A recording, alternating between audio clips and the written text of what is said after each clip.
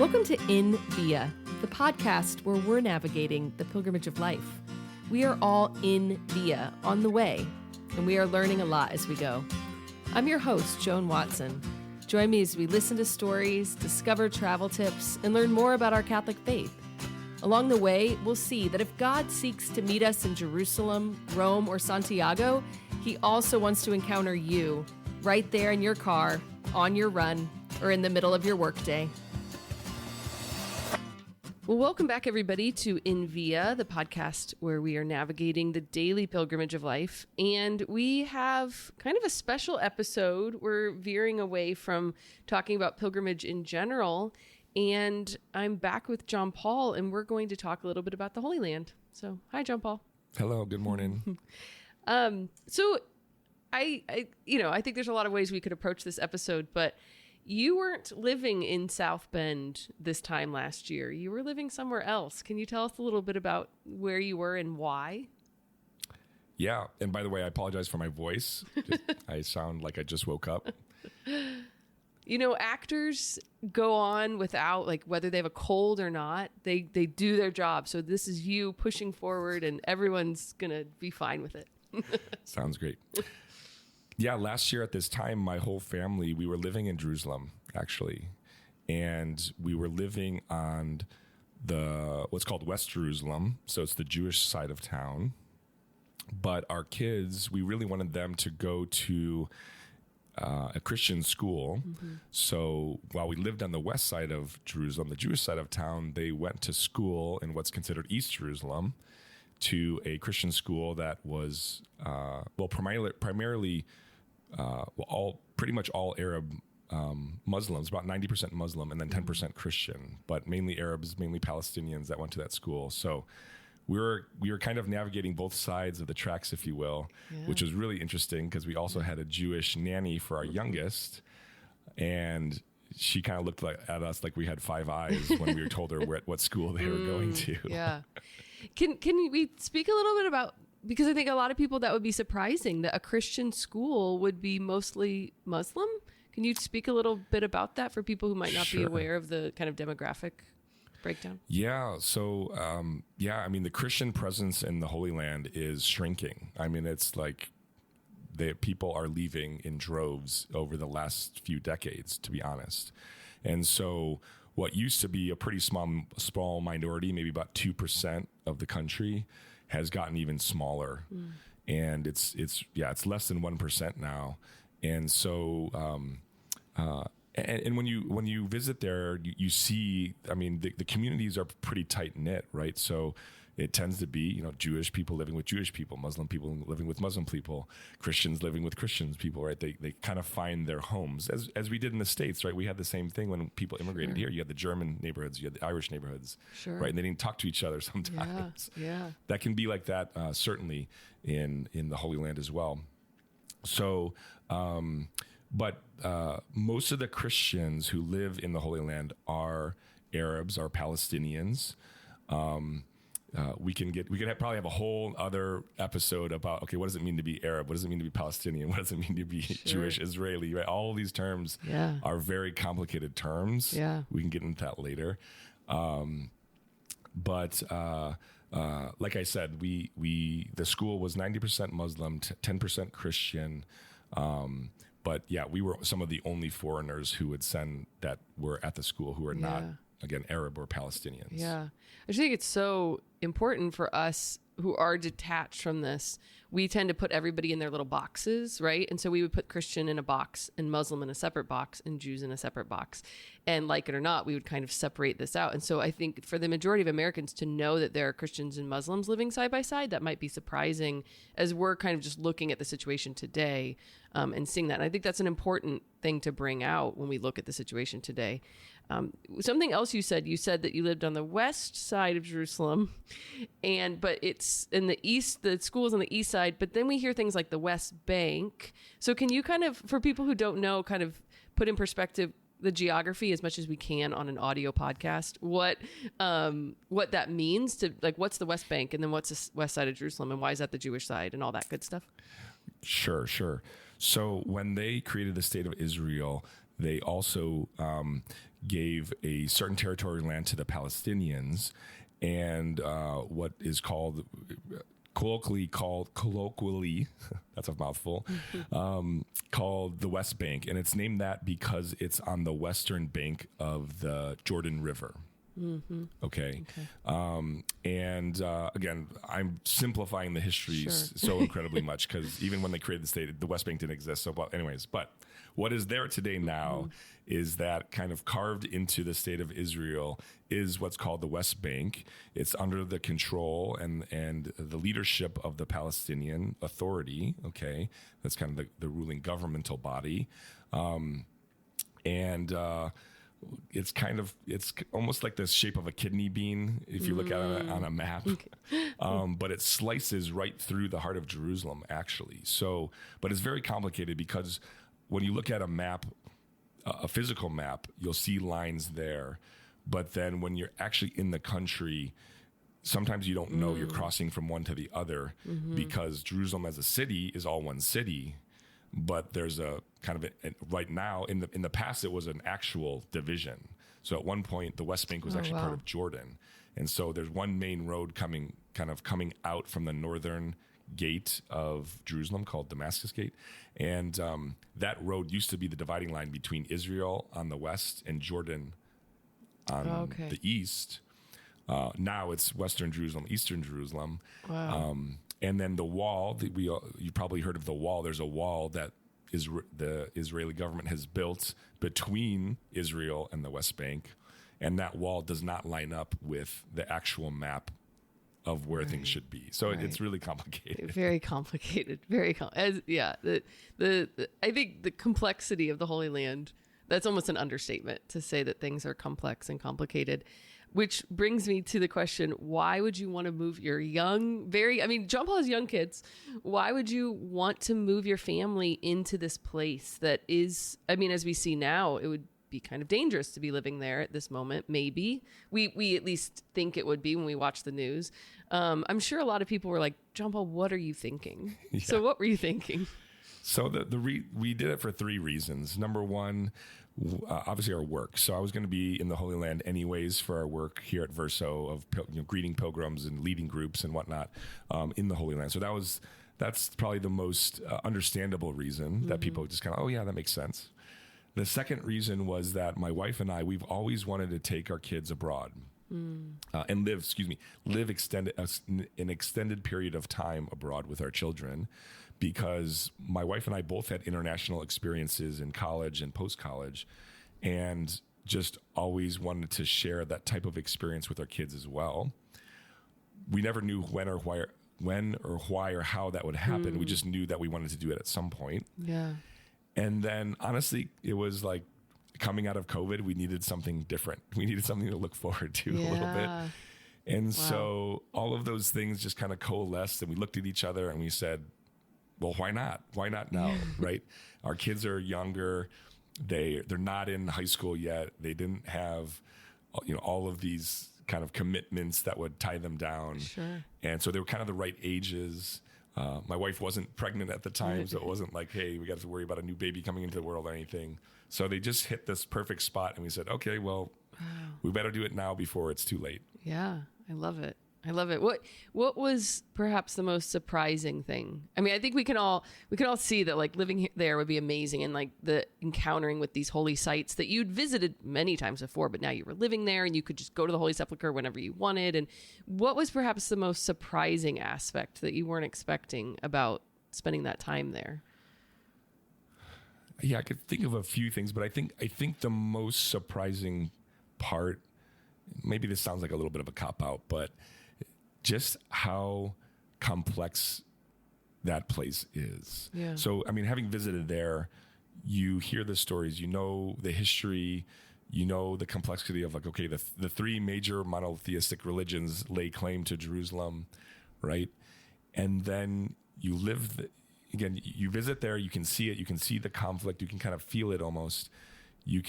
But at the same time, it's a beautiful place, and you meet all these beautiful people with all this rich history and culture and faith and all this stuff. And then when you live there, it only heightened those feelings of like, wow, like you could spend, and people do, right? You can spend an eternity, living here and trying to figure things out and understand all the different kind of cultures and histories and stories and people that have lived there and laid claim to this spot. And, again, you can spend as much time as you want trying to figure things out, let's call it, and you still won't comprehend everything, right? So just so many layers, whether it's just, whatever kind of area that you dive into, whether it's history or faith or sociology or anthropology or whatever discipline you want to dive into in the Holy Land, you could take a deep dive and just, there's so much to learn and to experience and to know. Such a richness and a beauty, but complicated and difficult to understand at times. So just a very, very complex place. Yeah. It's just fascinating to think about this tiny little plot of land. I mean, it's tiny. Thinking about even the United States, right? It's little. And it's, for so often it was like the backwoods, like the backwater. Like, why would God give this plot of land to the people?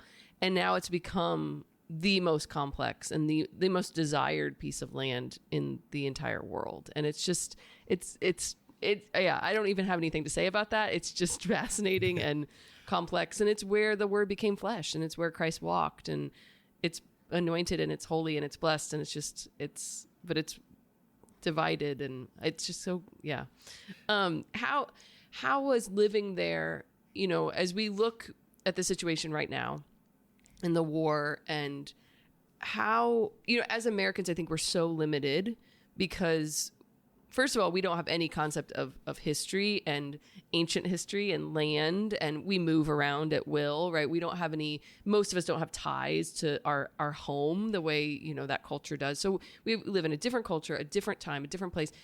We're so limited, I think, in understanding what's happening over there. How did living there, like, what's your view now looking at that place? Because you can see it with different eyes than the average American. And what are your thoughts, I guess, other than it's really complicated? Yeah. Well, I will lead by saying I'm certainly not an expert. I'm not an academic. I'm not a reporter. I don't stay up with the news. And I mean, I follow the news right now, but I'm not an expert in this situation at all. Sure. So I do want to say that from the beginning, because I also don't want to speak from a place of, not knowing what I'm speaking about. Sure.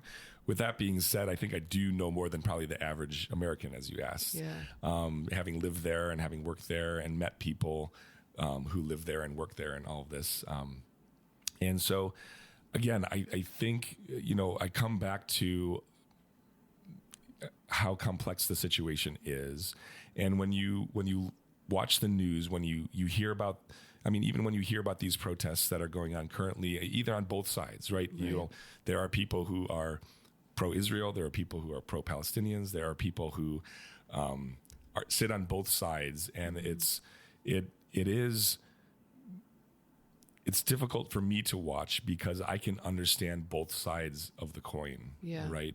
And on the one hand, the simplistic argument is, okay, right now Israel's just defending itself from terrorists, which is 100% true, right? Who would ever want to experience what those poor people in the kibbutzes experienced, and those young people at the rave experienced? Like that, nobody should ever. It's unfathomable what the terrorists did in that situation, right? On the other side of the coin, you see what's happening right now in Gaza, and you go, okay, who should be starved from food and water, basic supplies of daily living? How is that at all humane in any way, shape, or form? Right? And when you reduce this conflict to such simple realities, it's very easy to be on one side or the other. And but it's not that simple, right? I think one of the best ways to, a simple idea that people point to, which is true, which is, Hamas does not equal Palestinian, right? And that's one one part of the equation that sometimes gets lost a little bit. Yeah. And so anyways, that's all to say. It's such a complex issue. It's hard to be kind of on one side or the other, and it's kind of hard to be on both sides too. Yeah. So it's so difficult when, something happens and we start paying attention for the first time and we have no context, right? And so what happened is an atrocity, right? Like but it also didn't come out of nowhere. And I think it's hard to even find words to say, well, this isn't an isolated event on both sides, right? It's not the first time that Hamas has done something awful. It's also not the first time the Palestinians have been persecuted in a sense. And you like, people jump all over you for even saying those words, right? And so it's really, you have to be so careful in your language. But I mean, you mentioned the wall earlier. I didn't know the wall existed before I went to Israel. Nobody mentioned the wall, much less the fact that it's not following the UN border, right? It's like, what's the wall? What do you mean that these people have checkpoints, right? And so I think it's hard when something happens and the average American begins to pay attention and be like, well, this didn't come out of nowhere. This isn't an isolated event. So let's talk about the greater history.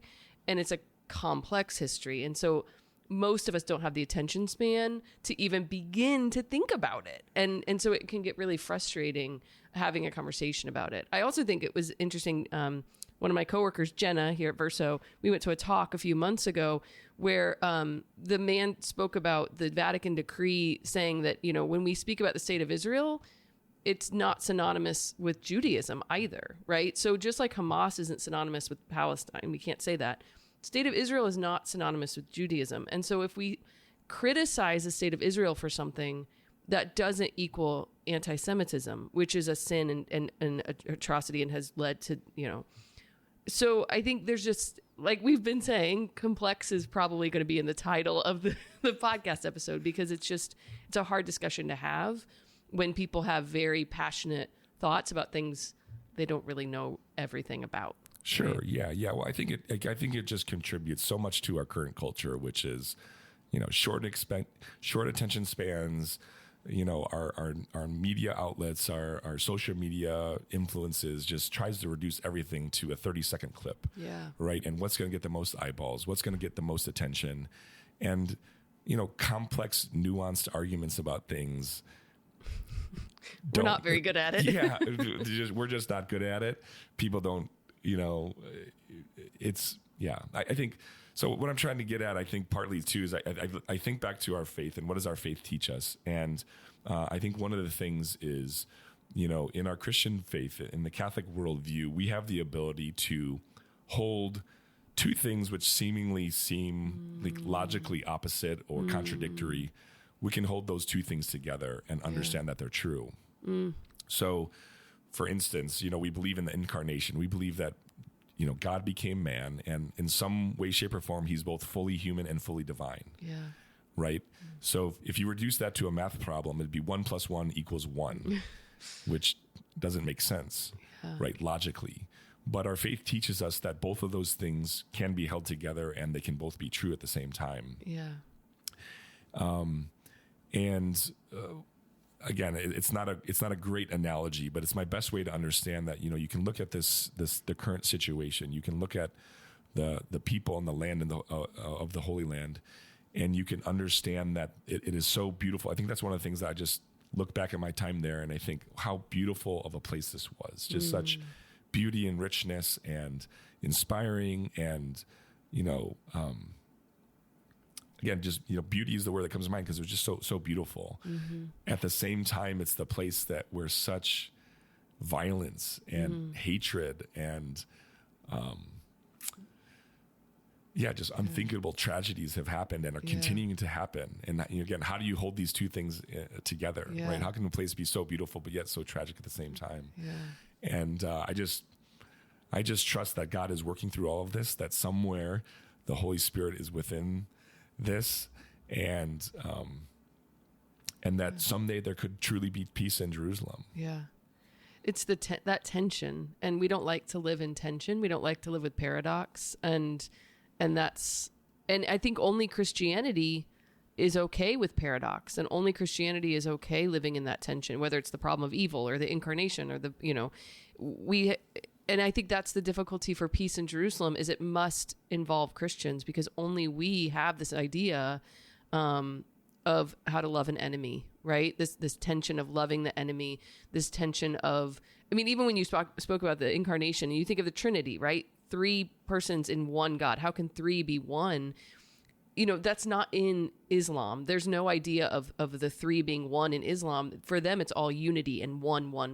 So if we're going to talk about a divided city living in peace, only Christianity can really wrap their minds around how this division can also result in peace. And I think the danger right now in the Holy Land is that the Christianity is getting pushed out. Christians are getting pushed out. And I think, the popes have said it for decades. Christianity is the key to peace in the Holy Land, because only we know how to love an enemy. So we have to pray. And I guess as we wrap up this episode, I guess I would ask you, what would you say to the average American? We can't go over there and solve the problem. And the problem, like you said, it's even living there, it was more complex than you thought, and we're not experts. And what would you say to someone who's listening to this and thinking, well, what can I do, and how can I help, or what would be your advice? Yeah, I think my advice would be just to, seek out trusted sources of information. Don't jump to conclusions, right? So I point to, all the drama that's happening currently on college campuses, which again, have, people are so quick to judge everything that's happening, what was it, Harvard or Yale? Which school was it that wrote, I forget one of the Ivy Leagues. Okay.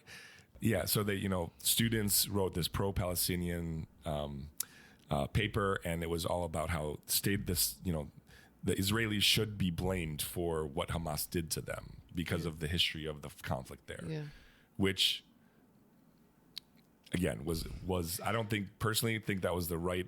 I get where they were going, but it was a flawed argument, let's call it, right? But also then the backlash from that was, people who signed the letter,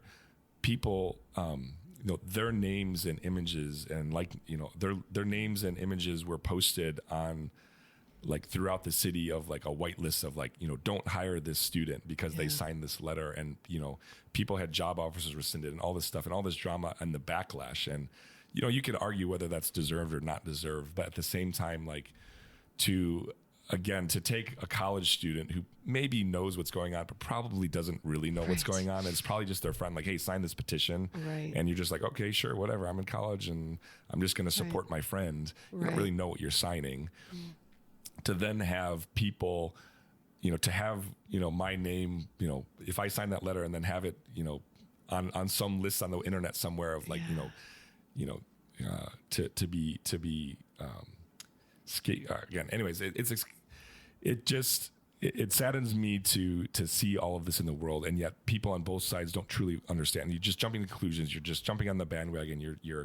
You're blaming people and shouting at one another, and then truly not listening to one another, not understanding the whole full picture. So this is a long way. I'll get off my soapbox, but a long way to kind of take everything with a grain of salt a little bit, and it's an emotional situation, and it's a little bit kind of take a step back, try to learn what's going on, learn the other side of both sides. You can, in a lot of ways, be on both sides of this conflict, yet still also criticize what's going on both sides too. If that makes sense. Yeah, definitely. And I would encourage people to kind of seek out the Christians that are living over there. Whether it's on social media, there's a lot out there. There's a Catholic parish in Gaza, right? And you can see what's happening there. There's a video online of them praying the rosary when the airstrikes happened, and make sure that where your Christian brothers and sisters are and what they're going through. There's a maternity hospital in Bethlehem that's keeping people updated about what's happening. They're the only maternity hospital available to Palestinians and to Muslims at this time in Bethlehem. And so just to kind of seek out where are the Christians and what are they suffering through, and to pray for them during this time. Anything else you'd like to add or say as we kind of wrap up this very complex episode? Yeah, I would agree with that. I think prayer, all things can be done with God's help, right? Yeah. And so I think prayer is certainly something that I've been doing a lot of, to pray for peace, and just praying for all the people there that are suffering, again, on all sides of the issue. I have Israeli friends, I have Palestinian friends, and they're all suffering. Nobody's winning from this conflict, right? Yeah. So pray for peace. For that. Yeah. One of my favorite churches in the Holy Land is Dominus Flavi, where Christ wept over Jerusalem. And I just love being in that church, because the skyline of Jerusalem, if you're kneeling at the altar, the skyline's like right on the altar of the church. And it just always reminds me that that's the only thing that's going to change anything, right? Is prayer, is taking it to the Lord. And so we pray for everyone over there. We pray for the conversion of Hamas, right? I mean, it's as Christians, we pray for everyone, even our enemies. And so to pray for everyone who is suffering and, undergoing something that is very foreign to us, I think, sitting here in America. So, well, thank you, John Paul. Thank you for having me. Thanks for the conversation. And thank you, listeners. If you know someone who needs to hear this episode or would benefit from this episode, please share it with your friends and family. Continue to pray for those in the Holy Land and those trying to help those in the Holy Land. And tune in for our next episode. God bless.